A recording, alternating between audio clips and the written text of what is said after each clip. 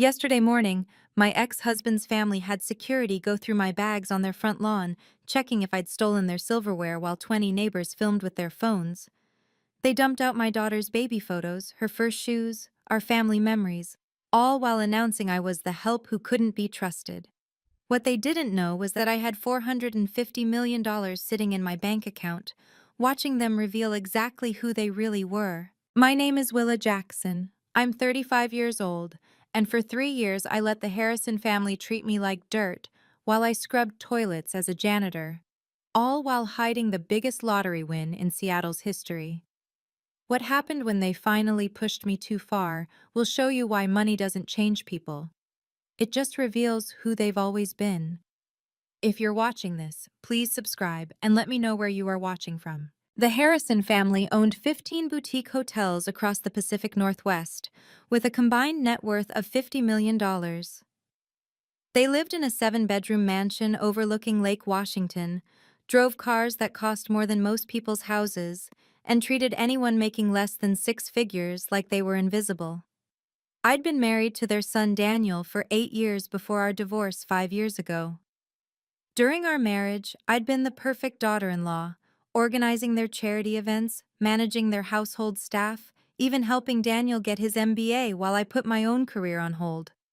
But after the divorce, when I took a janitor position at the Emerald Tower to support myself and Emma, I went from family member to family embarrassment overnight. The Emerald Tower stood 45 stories tall in downtown Seattle's financial district. Every night from 6 p.m. to 2 a.m., I cleaned the executive floors, the same floors where Seattle's millionaires and billionaires made deals that shaped the city. My monthly paycheck of $2,800 barely covered our rent and Emma's expenses, but I showed up every shift, pushed my cart through those marble hallways, and listened to the Harrison family tell anyone who'd listen how I'd fallen so far. What they didn't know was that I held an MBA from the University of Washington, the same degree Daniel had, except I'd graduated summa cum laude while he'd barely scraped by with a 2.8 GPA. I'd hidden my education because I knew the moment they discovered it, they'd find new ways to humiliate me. "All that education," Richard would say, "and you're still just mopping floors." But I had my reasons for staying silent. Very good reasons. The first sign of how little they thought of me came at Emma's parent-teacher conference at Evergreen Academy last September. The private school charged $45,000 a year in tuition, money that came from Emma's education trust, not the Harrisons, though they let everyone believe otherwise. Margaret Harrison arrived in her white Mercedes, wearing a St. John's suit that probably cost more than I made in 2 months. When Mrs. Peterson, Emma's teacher, asked about Emma's family situation, Margaret's response cut through me like ice. "Oh, Willa helps our family with various tasks," Margaret said with a dismissive wave, not even looking at me. "She's been with us for years in different capacities. We make sure Emma maintains her connection with her, of course. It's important for children to understand all levels of society." The other parents, tech executives, surgeons, hedge fund managers, suddenly found reasons to step away from our little circle. One mother actually moved her designer purse to her other arm when I walked past, as if poverty might be contagious. Emma found me in the parking lot afterward, tears streaming down her face. "Why did Grandma say you're the help? You're my mom!" I held her close, feeling her small body shake with sobs. "Baby, sometimes people show you who they really are when they think no one important is watching." "But you are important," she insisted, her green eyes, so like her father's, but filled with actual love, searching mine for answers I couldn't give yet. That night, I sat in my 1-bedroom apartment, looking at the lottery ticket hidden in my safe, and wondered how much longer I could keep this secret. How much more damage would the Harrisons do to Emma's spirit before I finally revealed the truth? 2 months later, the family's cruelty reached new heights during their annual Christmas card photo shoot. The photographer they'd hired, someone fancy from Bellevue, who charged $2,000 for a session, had set up in the Harrisons' living room with professional lights and a backdrop of their floor-to-ceiling windows overlooking the lake. "All right, let's get the family together," the photographer announced, arranging Richard and Margaret in the center, with Daniel beside them. "Young lady, come stand by your father." Emma grabbed my hand. "Come on, Mom."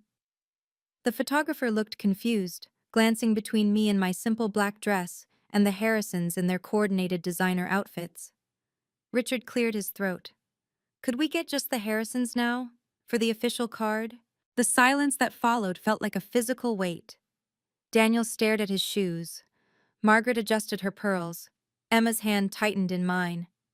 "I'm not taking a picture without Mom," Emma said, her 12-year-old voice steady despite the tears threatening to spill. "Emma, darling," Margaret cooed.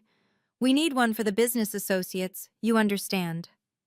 "No, I don't understand," Emma's voice cracked. "She's my mother." Richard's face darkened.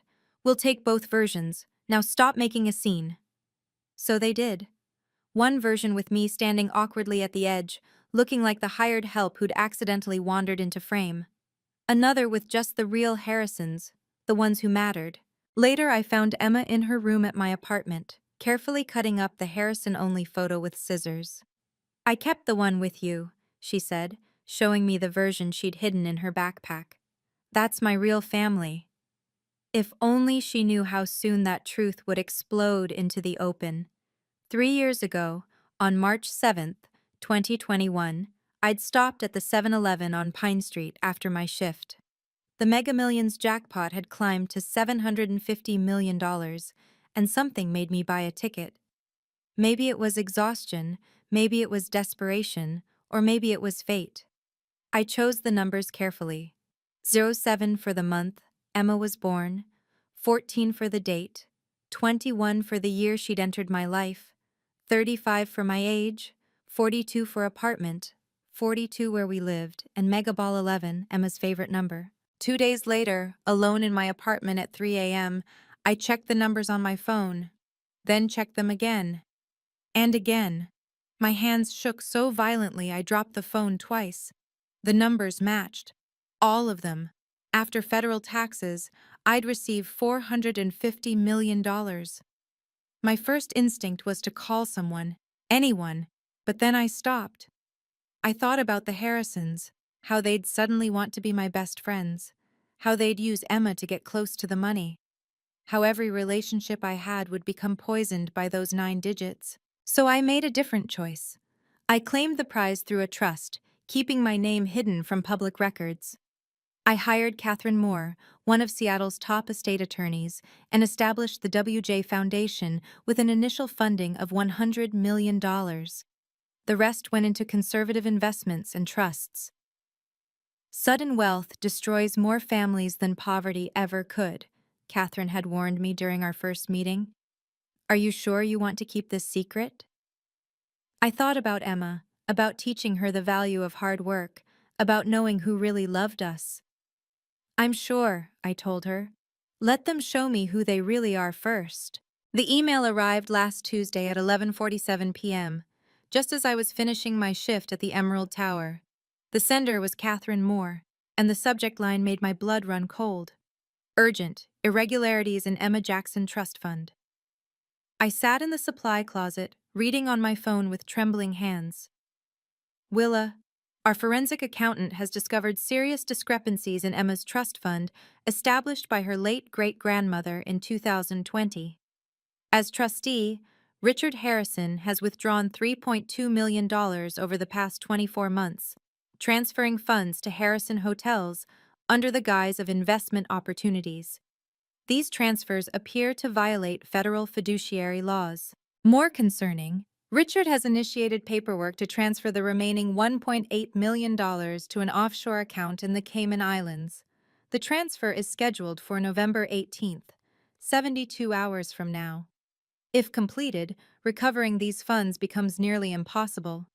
Misappropriation of trust funds carries a federal sentence of up to 10 years. We need to act immediately. I read the attached documents 3 times, each page making me angrier. Bank statements showing massive withdrawals, forged investment documents, Emma's college fund, her future, her security, stolen by her own grandfather to prop up his failing hotels. My phone buzzed with another message from Catherine. I've prepared everything for legal action, but we need concrete evidence of intent. The anniversary gala in 3 days would be the perfect venue for a public revelation. Maximum witnesses, including Judge Patricia Thornton, who'll be attending. Your call. I stared at my reflection in the supply closet mirror.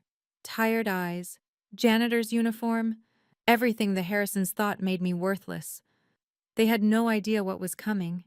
Emma had been struggling for months, and I'd watched helplessly as the bullying got worse. Her grades dropped from straight A's to B minuses. She stopped inviting friends over. She quit the debate team she'd loved. Mom, Sophia's mom said you clean toilets, she told me one evening, pushing her spaghetti around her plate. Is that true? I clean office buildings, baby. It's honest work. But you're smart. You read all those business books. You help me with advanced calculus. Her voice cracked. Why do you let them treat you like this when you're smarter than all of them? The question hung between us. How could I explain that I was testing them? That I needed to know if they'd love us without the money? I want to transfer schools, Emma continued. Somewhere nobody knows us. We'll need your grandfather's signature since he controls your education trust, I said carefully. He already said no. He said Evergreen Academy is about maintaining standards, and I should be grateful. She looked up at me with tears in her eyes. Mom, why does he hate you so much? He doesn't hate me, sweetheart. He hates what I represent, that his son chose someone outside their social circle, that you exist as proof. Sometimes I wish you had a real job, she whispered, then immediately looked stricken. I'm sorry, I didn't mean… I know, baby. I pulled her close. I know exactly what you meant. That night, after Emma fell asleep, I made my decision. She was suffering because of my test. The Harrisons had failed spectacularly, and now they were hurting my daughter.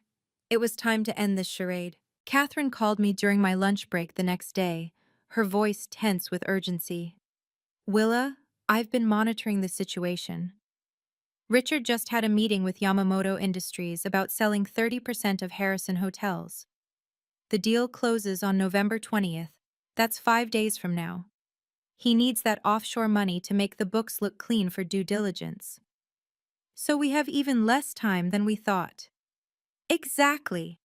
If we don't act at the gala, Emma's money disappears forever, but there's something else. She paused. I've had my investigator looking into Richard's finances. This isn't his first time. He did the same thing to his brother's children in 2015. Took their trust funds, claimed bad investments, family never pressed charges to avoid scandal. My grip on the phone tightened. How much proof do we have? Everything. Bank records, forged signatures, false investment documents. I've already briefed Judge Thornton informally. She'll be watching for our signal at the gala. Dr. Marcus Thompson from Children's Hospital is ready to announce your donation. The media packets are prepared. We just need you to pull the trigger. I thought about Emma crying in her room, about Margaret calling me the help, about Richard throwing my belongings on the lawn. Sometimes the only way to protect your child is to stop protecting their illusions, I said, echoing what I'd been telling myself for days. Is that a yes? That's a yes. Send me everything. And Catherine, make sure the FBI is ready to move the moment we go public. Already arranged. Willa, are you sure you're ready for this? Once we start, there's no going back. I looked at my janitor's uniform hanging in my locker. I've been ready for 3 years. Have you ever had to choose between keeping the peace and protecting your child? The decision I made next would change everything for Emma and me. If you're finding value in this story, please hit that subscribe button and ring the notification bell. Your support helps me share these important stories about standing up for what's right. Let's continue. Richard called an emergency family meeting at the Harrison Grand Hotel the morning of November 13th. The email came at 6 a.m. Mandatory, Conference Room A, regarding the gala. I arrived to find the entire family assembled, Richard at the head of the table like a king holding court, Margaret beside him, Daniel looking uncomfortable in the corner. I'll make this brief, Richard announced, not even offering me a seat. The anniversary gala is in 2 days. We're expecting 500 guests, including the mayor, the Yamamoto delegation, and every major business leader in Seattle. This event will determine the future of Harrison Hotels. He turned to me with cold eyes. You are not to attend. I'm Emma's mother. She's giving a speech about family legacy. Your profession embarrasses the family, he said flatly. A janitor at the head table would cost us the $200 million deal with Yamamoto. They value presentation and status above all else. Emma needs me there, I said quietly. Emma needs a better role model, Margaret interjected. Someone who understands ambition and success, not someone who's content mopping floors. Daniel finally spoke up. Mom, Dad, this is wrong. Willa is what? Richard snapped.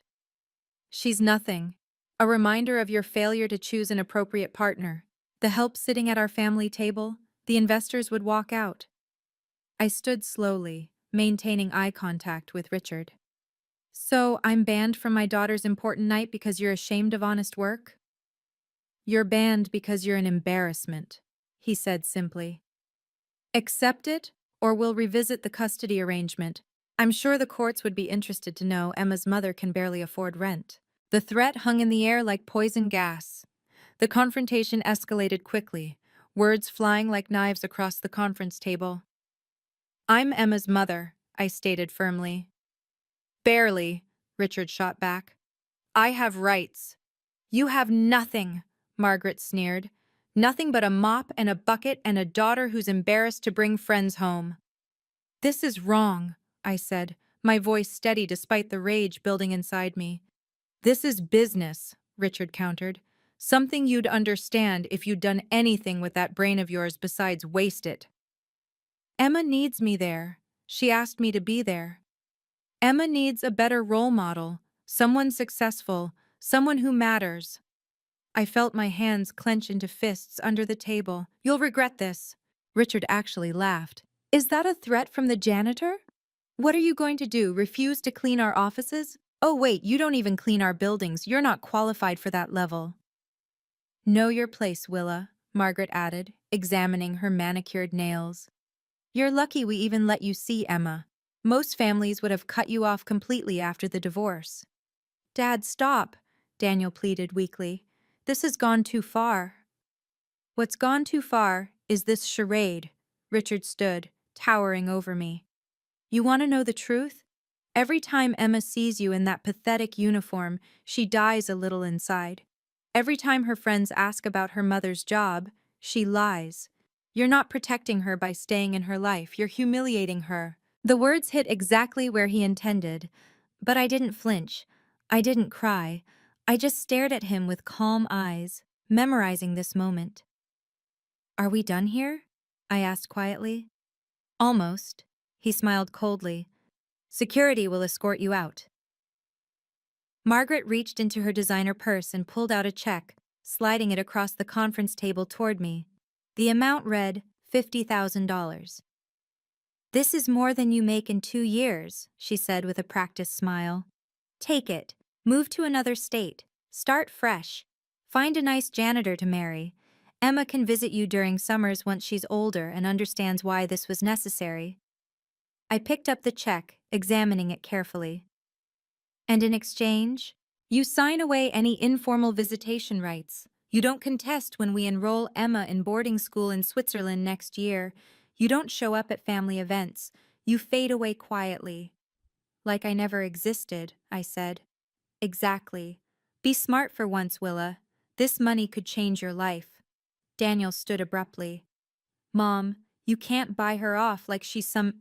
Like she's what? Richard interrupted. An employee? That's essentially what she is. Someone who provides a service, in this case being Emma's biological mother, for which we've been more than generous. I stood slowly, leaving the check on the table. I need to think about it. The offer expires at midnight tomorrow, Richard said. After that, our lawyers handle everything. And trust me, you can't afford to fight us. I walked to the door, pausing before I left. You know what the saddest part is? Emma loves you. Despite everything, she loves her grandparents. She won't after tomorrow night. As I walked out, I pulled out my phone and sent a single text to Catherine. It's time. The response came immediately. Everything's ready. See you at the gala. The Harrisons thought they'd won. They had no idea they'd just signed their own destruction. The next morning, I met with Dr. Marcus Thompson and 3 board members from Seattle Children's Hospital at a private dining room in the Four Seasons. They didn't know me as Willa the janitor. To them, I was Ms. Jackson, CEO of the WJ Foundation. The Harrison family has been courting us for 6 months, Dr. Thompson said, adjusting his glasses. They've promised a $10 million donation, but keep finding excuses to delay. Meanwhile, you're offering $50 million with no strings attached? The only string, I said, sliding the contract across the table, is timing. I want the announcement made at tomorrow's gala, public prominent with full media coverage. That's unusual, one board member noted. The Harrisons specifically requested to be our largest donor at that event. They'll be shocked when they learn who their real benefactor is, I smiled. I need you to trust me. This donation is real, the money is already in escrow, and tomorrow night Seattle Children's Hospital gets the largest single donation in its history. Dr. Thompson reviewed the papers, his eyes widening. Everything's in order. The funds are verified. Ms. Jackson, I don't understand. Why maintain such secrecy until tomorrow? Because sometimes the best way to help children is to show them that true power doesn't come from inherited wealth or family names. It comes from choosing to do good when no one's watching. And you want the announcement at exactly 9 p.m.? Right after Richard Harrison's keynote speech, I'll be in the audience. When you call me up, act like it's the first time we're meeting publicly. Dr. Thompson extended his hand. Ms. Jackson, you have a deal. Tomorrow night, we make history. If only he knew how much history we'd actually be making. Catherine Moore's law office occupied the entire 38th floor of the Emerald Tower, 3 floors below where I cleaned every night. She'd been working around the clock, and it showed in the boxes of evidence covering her conference table. The forensic accounting is complete, she said, spreading out documents. Richard Harrison has systematically drained Emma's trust fund through fraudulent transfers. Look at these. The paper showed a clear pattern. Fake invoices for investment consulting, property that didn't exist, returns that never materialized. $3.2 million stolen from a 12-year-old girl by her own grandfather. The FBI Financial Crimes Unit has been investigating Harrison hotels for 6 months based on my tips, Catherine continued. They were waiting for concrete evidence. This is it. The moment you go public, they move in. And the media packets? 50 folders prepared for the major outlets. Each contains copies of the embezzlement evidence, your lottery win documentation, and a timeline of the Harrison family's treatment of you. The Seattle Times already has a reporter assigned to the gala specifically to watch the Harrisons. She pulled out another document. There's something else. Daniel came to see me yesterday. I looked up sharply. What? He's been documenting his father's crimes for 2 years. He wants to testify. He says he's tired of being a coward. And you believe him? I believe the recordings he provided, Richard admitting to the theft, planning to blame bad investments if caught. It's all here. She tapped a USB drive. Your ex-husband might be weak, but he's not evil. He wants to do right by Emma. I stared at the mountain of evidence. Once we start this, there's no stopping it, Catherine finished. Are you ready? I've been ready for 3 years. Emma found me in my apartment after school, her backpack dropped carelessly by the door. She looked older than her 12 years, worry etched into features that reminded me painfully of Daniel's better qualities. Mom, I need to ask you something, she said, sitting beside me on our worn couch. And I need you to tell me the truth. Always, baby. I heard Grandpa on the phone yesterday. He was panicking about someone named WJ. He said WJ is going to ruin everything and we can't let WJ near the gala. Then Grandma said something about WJ having more money than God. She paused, studying my face. Mom, are you WJ? I took her hands in mine, feeling their slight tremor. What makes you think that? Because you're the only person who scares them. Not Dad, not their lawyers, not even the mayor. Just you. And you're different lately. Calmer, like you're waiting for something. You're very observant. Mom, please. I know you're hiding something big. I see you reading those financial documents when you think I'm asleep. I found the business card for Catherine Moore, one of Seattle's most expensive lawyers. Janitors don't have lawyers like that unless… Unless what? Unless they're not really janitors. Her green eyes searched mine. Mom, are you rich? Is that why you're not worried about their threats? I pulled her close, kissing the top of her head. Baby, after tomorrow night, no one will ever disrespect you or me again. I promise you that. So you are WJ? Tomorrow night, sweetheart. Everything becomes clear tomorrow night. But tonight, I need you to trust me. Can you do that? She nodded against my shoulder. I love you, Mom. Janitor or CEO or whatever you are. I love you too, baby. More than all the money in the world. The morning of November 15th started with Richard's final act of cruelty. I'd gone to the Harrison mansion to collect Emma's dress for the gala, hoping to slip in and out quietly. Instead, I found Richard on the front lawn with an audience of at least 10 neighbors, their phones already recording. Perfect timing, Willa, he announced loudly. We're just clearing out some trash. My personal belongings, photos from my marriage, Emma's baby books, even Christmas ornaments we'd collected as a family, were scattered across the manicured lawn. Security guards stood ready, as if I were some kind of threat. These are Emma's things too, I said calmly, kneeling to pick up a photo of her first birthday. Janitor belongings on the curb where they belong, Richard proclaimed to his audience. This is what happens when you don't know your station in life. Margaret emerged from the house carrying my old jewelry box, a gift from Daniel's grandmother. She opened it theatrically, dumping the contents onto the grass. Costume jewelry, how fitting. The neighbors whispered among themselves, phones capturing every humiliating second. I recognized most of them from school events, charity galas, the country club Daniel still attended. But Mrs. Thompson from next door stepped forward. Richard, this is unnecessary. It's necessary to maintain standards, Patricia. You'll understand when your daughter brings home someone inappropriate. I continued gathering items in silence, my movements deliberate and dignified. Each photo, each memory collected with the same care I used cleaning office buildings. Let them record. Let them watch. In 8 hours, these same people would witness something very different. Security, check her bags, Margaret ordered. Make sure she hasn't taken anything valuable. The guards reluctantly searched through Emma's baby clothes and family photos while 20 people watched. The security guards emptied my bags onto the driveway, pawing through Emma's baby shoes and the photo albums I'd tried to save. Margaret stood over them like a supervisor pointing at items. Check that frame. It looks like real silver.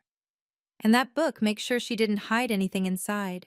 Mrs. Harrison, the head of security said uncomfortably, there's nothing here but personal items. Check everything. We can't trust someone of her background. The way she said background made it clear she meant more than my job. One neighbor was live streaming now, narrating to her followers. Drama at the Harrison mansion. The ex-daughter-in-law is being searched like a criminal. Richard stepped closer to me. This is what Emma sees. Her mother, on her knees in our driveway, being searched for stealing. How do you think that makes her feel? I looked up at the house and saw her.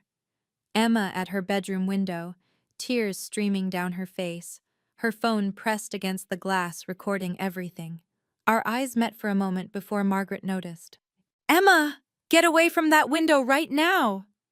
But Emma didn't move. She kept recording, kept watching, kept crying. Daniel's car screeched into the driveway. He jumped out, his face red with anger. "What the hell is going on here?" "We're protecting our property," Richard said coldly. "From what? Mom's baby photos?" Daniel grabbed the security guard's arm. "Stop this, now." "You're too late to play hero," Richard said. "As usual." The head of security straightened up. "There's nothing inappropriate here, Mr. Harrison, just family items." "Then she can take her trash and leave," Richard announced. "And don't come back. Ever." The crowd dispersed slowly, their phones full of footage that would soon go viral for reasons none of them expected. As I loaded the scattered belongings into my car, Emma's text arrived. "I hate them." I typed back carefully. "Tomorrow, my love." Daniel helped me carry the last box, his hands shaking with suppressed rage. "Willa, I'm sorry. I'm so sorry. I should have stopped this years ago." "You're trying to stop it now. That matters." "Dad's lost his mind. This deal with Yamamoto has him desperate. He's been moving money around, hiding debts. The hotel chain is in trouble, and he's using Emma's money to cover it up." I paused, studying his face. "You know about the trust fund?" "I've known for 6 months. I've been documenting everything, recording conversations. I went to a lawyer, Catherine Moore. She said you're her client too. Why didn't you tell me sooner?" "Because I'm a coward," he said simply. "Because standing up to him meant losing everything, my job, my inheritance, my family. But watching him do this to you, to Emma, I can't anymore." Emma appeared at the front door, Margaret gripping her shoulder. "Say goodbye to your mother, Emma. After tonight's gala, you'll be too busy with your new life to see her much." Emma broke free and ran to me, throwing her arms around my waist. "Mom, please don't leave me here." "Baby, listen to me," I whispered in her ear. "Tonight at the gala, everything changes. When you see me, don't be surprised. Just trust me." "Dad, you've gone too far," Daniel shouted at Richard. "This is Emma's mother." "And after tonight, that won't matter anymore," Richard replied coldly. "Get in the house, Emma, now." As I drove away, I saw Mrs. Thompson in my rearview mirror, shaking her head at Richard. She'd be at the gala tonight, too. They all would be. Richard's final ultimatum came via Margaret, who stood on their marble steps like a queen addressing a peasant. The neighbors might have dispersed, but their security cameras were still recording. "You are permanently banned from this property," she announced. "Richard is filing a restraining order first thing Monday morning. After tomorrow's gala, which you will not attend, Emma begins her new life." "What new life?" I asked, though I already knew. "La Rosie in Switzerland, the finest boarding school in the world. She'll spend holidays with us, summers in our Hamptons house, away from your toxic influence." "You can't just send her away. I have joint custody." Richard emerged from the house, his phone in hand. "Your custody agreement states Emma must maintain her current standard of education and living. Can you afford $45,000 a year for Evergreen? Can you afford any private school? No? Then the court will side with us." "She needs her mother." "She needs a future," he countered, "not a cautionary tale about wasted potential." "Enjoy your last night of thinking you matter, Willa. After tomorrow, Emma will be surrounded by the right people, successful people, people who can actually give her opportunities." I looked him straight in the eye and smiled, a small, knowing smile that made him step back. "Enjoy your last night of thinking you've won, Richard." "Is that supposed to be a threat?" "No," I said, getting into my 10-year-old Honda. "It's a promise." As I drove away, I saw him in my mirror, standing on his perfect lawn in front of his perfect mansion, secure in his perfect arrogance. He had no idea that in less than 5 hours, his perfect world would come crashing down at the very event meant to celebrate his success. The countdown had begun. The Harrison family thought they had destroyed me completely. They had no idea that in less than 24 hours, their entire world would crumble at their own anniversary gala. If you've ever dreamed of seeing karma catch up with bullies, you need to see what happens next.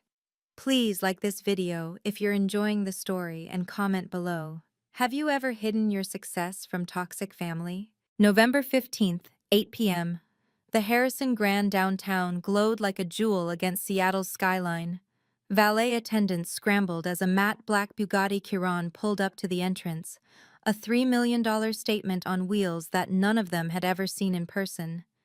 I stepped out in a $30,000 Versace gown, custom-tailored in midnight blue with subtle gold threading that caught the light with every movement.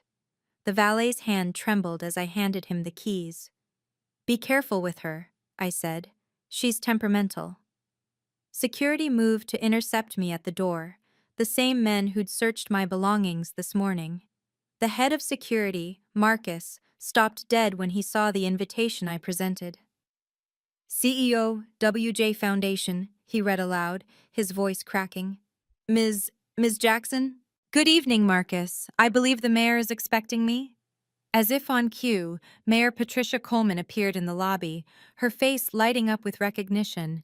"Willa, I've been hoping to meet you properly. Your foundation's work with the homeless initiative has been extraordinary."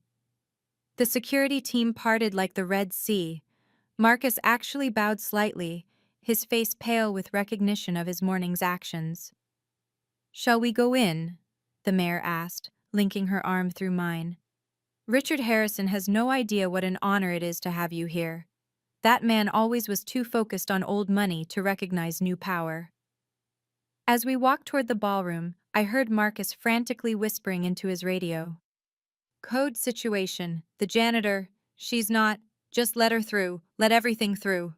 The grand entrance was about to become a grand reckoning. The ballroom doors opened to reveal 500 of Seattle's elite champagne glasses catching the light from massive crystal chandeliers. The orchestra was mid-waltz when the music suddenly stopped, the conductor's baton frozen in mid-air as he stared at the entrance. The silence rippled outward like a stone dropped in still water. Whispers rose and fell. "Who is that? Is that Versace? She came with the mayor?" At the head table, Richard and Margaret Harrison stood frozen like ice sculptures. Richard's champagne glass slipped from his hand, shattering on the marble floor. Margaret gripped the table for support, her perfectly composed face cracking like a mask. "Mom!" Emma broke free from her grandparents' table, her green dress flying behind her as she ran across the ballroom. She threw her arms around me, not caring that everyone was watching, not caring that her grandparents were gesturing frantically for her to return. "You look beautiful, Mom," she whispered against my shoulder, "like a queen." "Ladies and gentlemen," the mayor announced, her voice carrying across the stunned silence. "Please welcome one of Seattle's most generous philanthropists, Ms. Willa Jackson, of the WJ Foundation." The name hit the room like thunder. WJ Foundation, the mysterious organization that had donated millions to Seattle's hospitals, schools, and homeless programs. The foundation the Harrisons had been desperately courting for months. Daniel stood abruptly at his table, his face a mixture of shock and something that looked like pride. "Willa?" I walked through the ballroom with Emma's hand in mine, past the very people who'd avoided me at school functions, past the investors who'd laughed at Richard's jokes about his unfortunate ex-daughter-in-law, past 3 years of humiliation, and straight toward the head table. "Hello, Richard," I said pleasantly. "Lovely party." Dr. Marcus Thompson chose that moment to take the microphone, his timing impeccable. The screens around the ballroom lit up with the Seattle Children's Hospital logo. "Ladies and gentlemen, before we continue with tonight's celebration, I have an extraordinary announcement. This afternoon, Seattle Children's Hospital received the largest single donation in our institution's history." Gasps echoed through the ballroom. Richard straightened, a smug smile beginning to form. He'd been promising a $10 million donation all evening. $50 million, Dr. Thompson continued, and Richard's smile vanished. "This transformative gift will fund our new pediatric cancer wing, provide free treatment for thousands of uninsured children, and establish the Emma Jackson Center for Childhood Development." The Emma Jackson Center. My daughter's name on a building. Emma gasped beside me, her hand squeezing mine.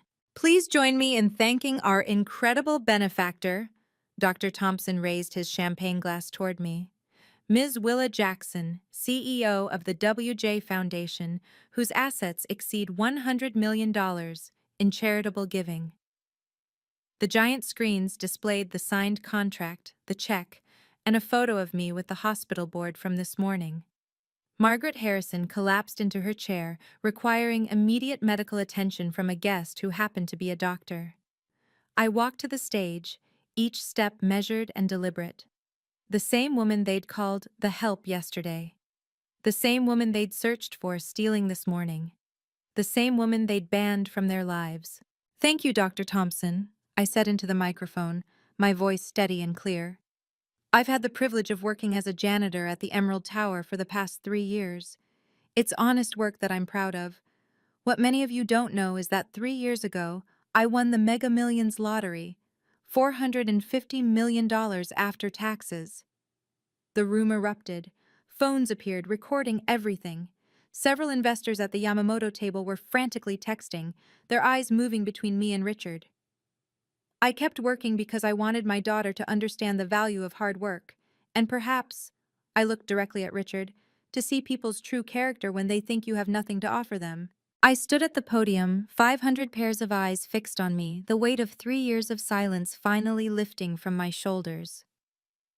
"Money doesn't change who you are," I continued, my voice carrying clearly through the hushed ballroom. "It reveals who you've always been. For 3 years, I've watched how people treat someone they consider beneath them. I've been called the help, been searched for stealing silverware, been banned from family photographs. On the screens, photos appeared, security footage from this morning's humiliation, screenshots from the neighborhood Facebook page mocking me, even the Christmas card showing both versions, with and without me. But I've also seen extraordinary kindness from unexpected places. My colleagues at the Emerald Tower who shared their lunches when they thought I couldn't afford my own. Teachers at Evergreen Academy who privately tutored Emma for free, thinking I couldn't pay. The neighbors who stood up for me despite social pressure. Mrs. Thompson from the Harrisons' neighborhood raised her glass toward me, tears in her eyes. I established the WJ Foundation to give back to this community, to support those who work hard but struggle to get ahead. Every dollar has gone to help real people with real needs, not to maintain appearances or buy social status, but to make actual change. Richard stood abruptly, his face purple with rage. "This is ridiculous. You can't possibly—" "Mr. Harrison," I interrupted calmly, "I believe you've been trying to contact WJ Foundation for months about a donation. My assistant has your 47 emails, 16 gift baskets, and 3 offers for board positions in exchange for funding. All rejected, of course." Nervous laughter rippled through the crowd. Several board members from Harrison Hotels shifted uncomfortably. "My daughter Emma has taught me what really matters," I continued, looking at my beautiful girl. "She loved me when I was married to her father, and she loved me just as much when I was cleaning offices. That's real wealth, being loved for who you are, not what you have." The Yamamoto investors were openly frowning at Richard now, whispering among themselves. The deal was crumbling before his eyes. Catherine Moore stepped onto the stage, her presence commanding immediate attention. In her hands were documents that would destroy the Harrison empire. "Ladies and gentlemen, I'm Catherine Moore, attorney for Ms. Jackson and Emma Jackson. What I'm about to reveal involves federal crimes that cannot go unaddressed." The screens changed to display bank statements, forensic accounting reports, and a timeline of theft. Richard tried to move toward the exit, but security, the same security who'd searched me this morning, blocked his path. Richard Harrison, as trustee of Emma Jackson's $5 million trust fund, has embezzled $3.2 million over the past 24 months. These funds, left by Emma's great-grandmother, were systematically stolen to cover Harrison Hotel's mounting debts. Gasps and outcries filled the room. Phones were recording from every angle. The Seattle Times reporter was typing furiously. "The evidence is irrefutable," Catherine continued. "Forged documents, fraudulent transfers, false investment reports. The FBI has been notified and will be executing warrants tomorrow morning." "This is lies," Richard shouted. I invested that money for Emma's future. Into offshore accounts in the Cayman Islands? Catherine asked, displaying the transfer documents. Scheduled for permanent transfer in less than 48 hours? Margaret fainted again, this time requiring actual paramedics. The Yamamoto delegation stood as one and walked out, their contempt evident. $200 million walked out with them. Mr. Harrison, Catherine announced, you have 24 hours to return the funds in full before federal charges are filed. Embezzlement, wire fraud, breach of fiduciary duty. You're looking at 10 to 15 years in federal prison. Daniel stood up at his table. I have recordings, Dad. 2 years of recordings. Every admission, every crime, I'm testifying. Richard's face went from purple to white. He looked around the room for allies and found none. The ballroom erupted into chaos. The Yamamoto investors were already at the door, their lead representative turning back to announce, Harrison Hotels can forget any partnership with Yamamoto Industries. We do not associate with criminals. Board members from Harrison Hotels surrounded Richard like sharks smelling blood. Emergency meeting now, shouted Patricia Blackwell, the lead independent director. Richard, your resignation, tonight, or we call the shareholders. Margaret, revived but hysterical, grabbed at my dress. Please, Willa, please, we didn't mean it. We're Emma's family. You threw my belongings on your lawn this morning, I said quietly. You called me trash. You tried to steal my daughter and her inheritance. The company will collapse, she wailed. 15 hotels, thousands of employees. The company will survive, Daniel said, stepping forward. Under new management. Ethical management. He looked at his father. I've already spoken to the board. They're prepared to name me interim CEO, conditional on full cooperation with authorities and immediate restitution of Emma's trust. You, Richard snarled at his son. You pathetic, weak. I'm the one who documented your crimes, Daniel said firmly. I'm the one with the recordings. I'm the one trying to save what's left of our family's reputation. 3 board members physically restrained Richard as he lunged toward Daniel. Security moved in, Marcus, who'd searched my bags this morning, now reading Richard his rights as a citizen's arrest for attempted assault. This is your fault, Richard screamed at me. You did this. No, I said calmly. You did this the moment you decided to steal from a 12-year-old child. I just made sure everyone knew about it. The Seattle Times photographer captured the moment perfectly. Richard Harrison, patriarch of an empire, being escorted out of his own gala in disgrace. My legal team moved with precision, serving papers before the guests could even process what they'd witnessed. Catherine's associates spread through the ballroom like a well-orchestrated dance. Mr. Harrison, Catherine announced, loud enough for everyone to hear, you're being served with multiple actions: petition for immediate return of embezzled funds, motion for full custody of Emma Jackson to her mother, restraining order preventing you from coming within 500 feet of either Ms. Jackson or Emma. The court officer who'd been quietly waiting in the corner stepped forward with official documents. These orders are effective immediately, signed by Judge Patricia Thornton 1 hour ago. Judge Thornton herself stood from her table, her voice carrying judicial authority even at a social event. I reviewed the evidence this afternoon. It's overwhelming. Mr. Harrison, I suggest you get a very good lawyer. Additionally, Catherine continued, Harrison Hotel's accounts are frozen pending investigation. The only way to unfreeze them is immediate restitution of the stolen funds. Richard's lawyer, who'd been enjoying the free champagne, went pale. Richard, they can't just... They can and they did, Catherine cut him off. Federal jurisdiction, interstate wire fraud. The FBI will be at your offices at 9 a.m. tomorrow. Emma stood beside me, her head high. Grandpa, Grandma, you stole from me. You tried to send me away. You hurt my mom every single day for 3 years. Her young voice carried surprising strength.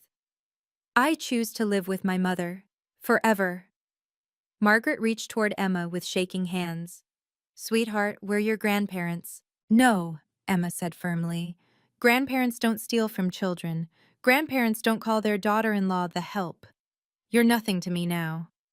The room absorbed this final blow in stunned silence. Emma walked to the microphone, her 12-year-old frame suddenly seeming taller, stronger. The room fell silent, everyone leaning in to hear what the child at the center of this storm would say. "My name is Emma Jackson," she began, her voice clear and steady. "My mother is Willa Jackson. She cleans offices at the Emerald Tower, and I'm proud of her." I felt tears prick my eyes as she continued. "For 3 years, I watched my grandparents treat her like she was nothing. They told me to be embarrassed. They told me she was a failure. They tried to make me ashamed of the woman who worked 16-hour days to make sure I had everything I needed." She looked directly at Richard and Margaret. "But my mom taught me real values. She taught me that money without kindness is worthless, that power without compassion is empty, that family isn't about blood or bank accounts, it's about who shows up for you every single day." The audience was captivated. Several people were openly crying. "I know now that my mom had millions of dollars. She could have quit her job, could have thrown money at every problem, could have destroyed my grandparents years ago. Instead, she kept working. She kept teaching me. She kept loving me exactly the same." Emma turned to me, tears streaming down her face. "Mom, you're the richest person here. Not in money, but in character. And I choose you. I will always choose you." She ran to me, and I caught her in my arms as the ballroom erupted in applause. Even some of the Harrison Hotel's board members were clapping, tears in their eyes. "I love you, baby," I whispered. "I know, Mom. I've always known." Within 2 hours, the story exploded across every platform. "Janitor Millionaire" began trending worldwide before we even left the gala. A guest's livestream of my reveal had 3 million views and climbing. The Seattle Times pushed out a breaking news alert. "Seattle janitors 400 Fenninum, secret rocks high society. Harrison empire crumbles." CNN picked it up within minutes, followed by Fox, NBC, and every major outlet. Twitter was on fire. "This is better than any movie," one viral tweet read, accompanied by a photo of Richard being escorted out. "Woman hides $450 million while scrubbing toilets just to expose toxic in-laws. Queen behavior." Harrison Hotel's stock price plummeted 40% in after-hours trading. Financial analysts were already predicting bankruptcy without the Yamamoto deal and with frozen assets. CNBC ran an emergency segment. "The Fall of Harrison Hotels, a family drama turned financial disaster." The footage from this morning's humiliation, me being searched on the lawn, was being played side by side with video of me in Versace at the gala. The contrast was devastating. "From trash to treasure, the ultimate revenge," read the New York Post headline. Richard's photos became instant memes. His shocked face when I was announced as WJ Foundation's CEO was already captioned 1,000 different ways. "When karma has your home address, that moment you realize you played yourself. Find someone who looks at you the way Richard Harrison looks at consequences." Local news stationed reporters outside the Harrison Mansion, the Emerald Tower, and Seattle Children's Hospital. Dr. Thompson gave interviews praising the donation and confirming that yes, the janitor who cleaned nearby offices was their largest benefactor ever. By midnight, the video had 50 million views across platforms. The world was watching Seattle's elite learn what happened when you treated the wrong person like garbage. The business collapse was swift and merciless. By Monday morning, 8 major hotel chains had announced they were terminating partnerships with Harrison Hotels, citing ethical concerns and reputational risk. 3 board members resigned immediately via email. Their messages leaked to the press within hours. "Cannot in good conscience continue association with criminal enterprise," wrote Patricia Blackwell. 2 more followed by lunch. The staff exodus began with Harrison Hotel's CFO, who walked out Sunday morning with 2 boxes and a resignation letter that simply said, "I refuse to cook books for crooks."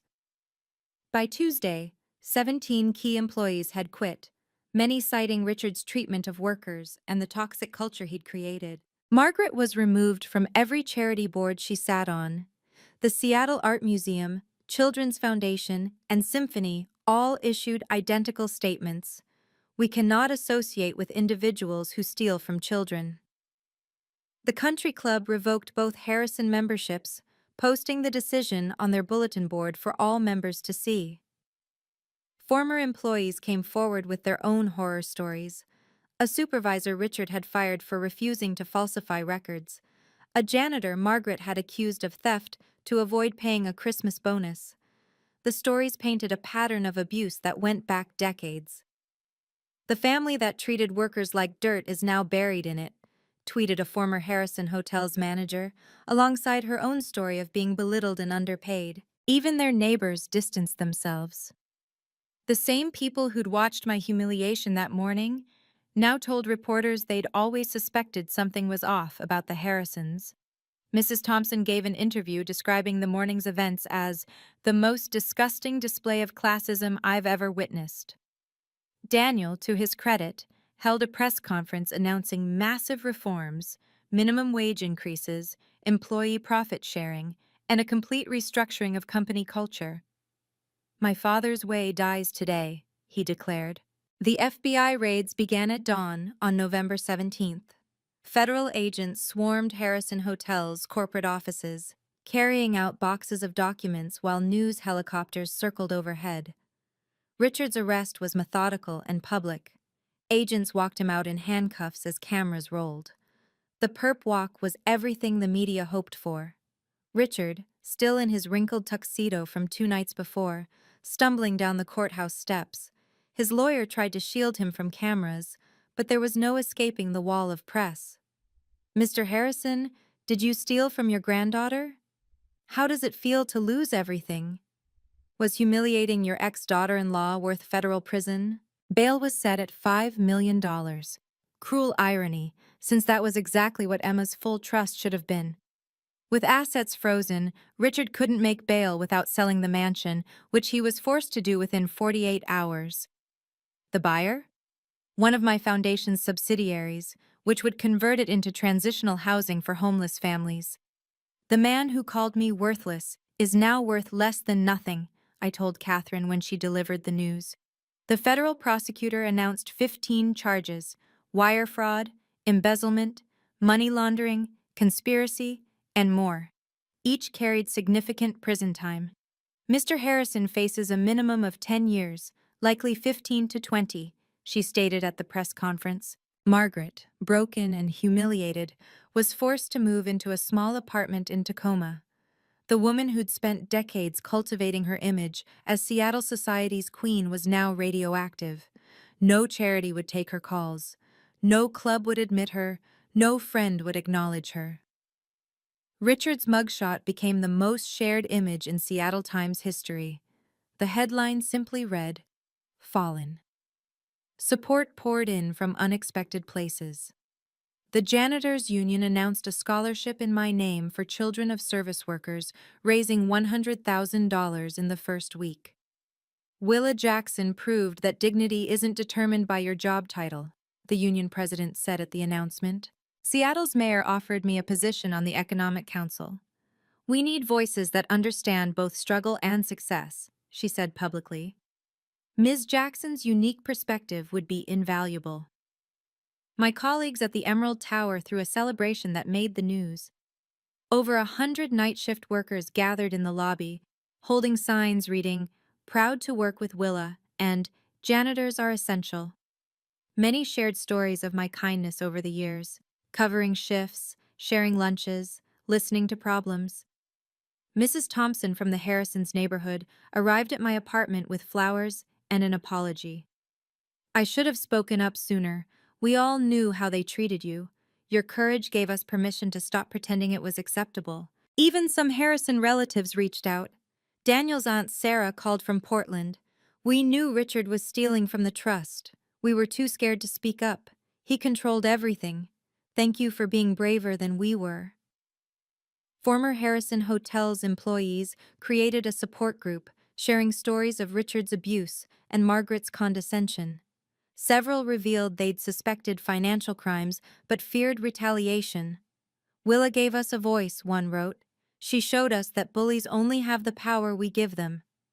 The security guard Marcus, who'd searched my bags, sent a formal apology letter and a donation to Emma's education fund. I knew it was wrong. I did it anyway. I'm ashamed and inspired by your grace under pressure. Daniel requested to meet at a neutral location, a quiet coffee shop downtown where we'd once planned our future together. He looked older, worn down by the last week's revelations, but also somehow more solid, more real. Willa, I need to apologize, not just for this week or this year, but for everything. For being a coward during our marriage, for letting my parents control our lives, for failing you and Emma every single day since. Daniel, please, let me finish. I see now why you hid the money. We all failed your test of character. Spectacularly. My parents showed their greed and I showed my weakness. Again. He pulled out documents. Therapy appointment confirmations, custody agreements, financial waivers. I've started seeing a therapist, twice a week. I need to understand why I let them treat you that way, why I never stood up for my own family.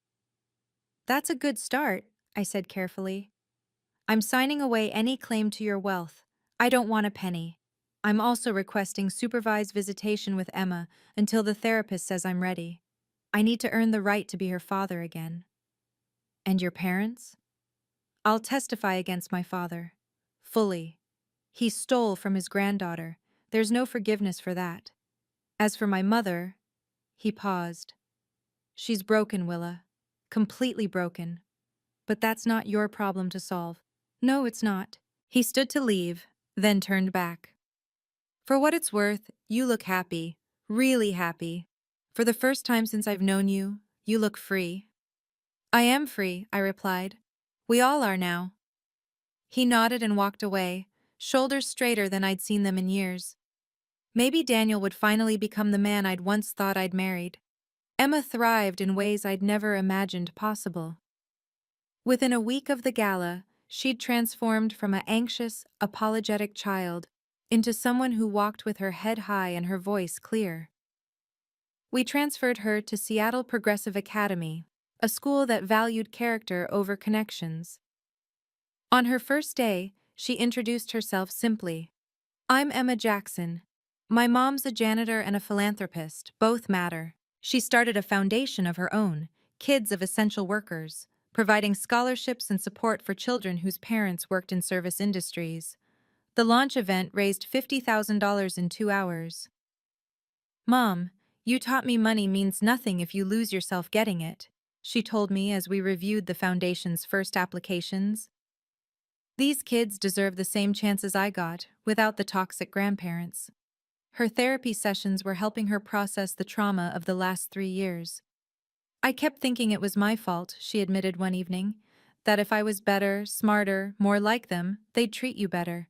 Dr. Chen says that's called transferred shame. She chose to legally change her name to just Emma Jackson, dropping Harrison completely.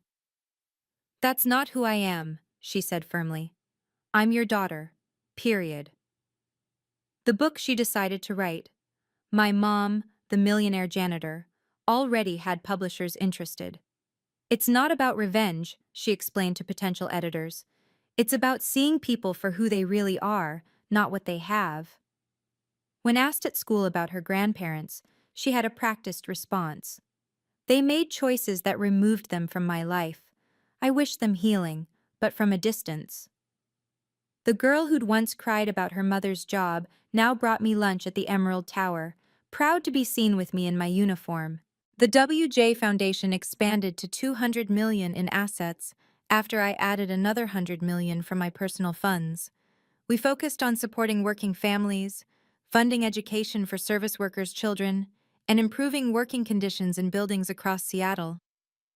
I bought the Emerald Tower, the entire building, for $80 million. My first act as owner was to raise every service worker's wage by 50% and institute profit sharing. The janitors I'd worked alongside for 3 years cried when I announced it. You could have left us behind, Marcus, my shift supervisor, said. Most people would have. You never left me behind, I reminded him. When you thought I couldn't afford lunch, you shared yours. That's worth more than any salary increase. I kept visiting monthly, sometimes picking up a mop and joining the crew. It kept me grounded, reminded me where I'd been and why I'd stayed. The executive tenants who once ignored me now nodded respectfully, knowing their building owner might be the one emptying their trash. The foundation created a program specifically for single working mothers, providing childcare, education grants, and emergency support. 300 families enrolled in the first month. I dated James, a teacher from Emma's new school who'd known me as Emma's janitor mom, before learning about the money. He'd brought me coffee during a parent-teacher conference saying, "You look like you could use this more than me." That simple kindness, offered when he thought I had nothing, told me everything. I kept my soul by keeping my secret, I told a reporter who asked why I'd hidden the money for so long. Now I keep my purpose by sharing my wealth. We were considering adopting siblings from foster care, children who, like Emma had been, needed someone to see their worth beyond circumstances. 1 year later, the landscape had completely changed. Richard sat in federal prison, serving 12 years after a plea deal. His letters to Emma went unanswered, returned to sender with "no longer at this address" stamped across them. Margaret lived in an assisted living facility in Tacoma, her mental health having deteriorated after losing everything. Daniel paid for her care but visited rarely, their relationship forever fractured by her choices. Daniel had rebuilt Harrison Hotels from the ground up, renaming it Emerald Hospitality and instituting worker-first policies that became a model for the industry. He saw Emma once a month, supervised visits that were slowly healing their relationship. "I'm learning to be the father she deserves," he told me during a handoff.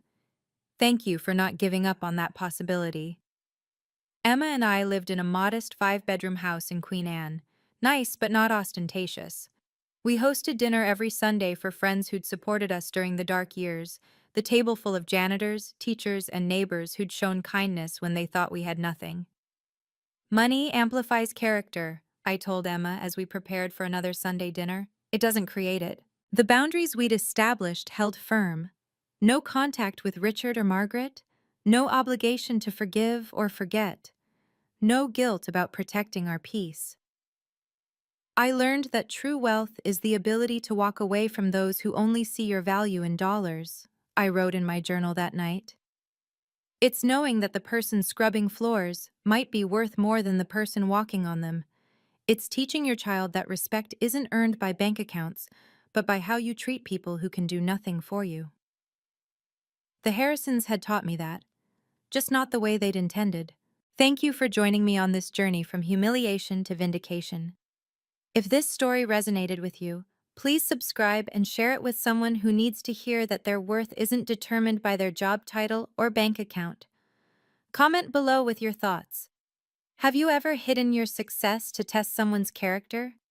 Remember, you teach people how to treat you by what you accept. Until next time, know your worth.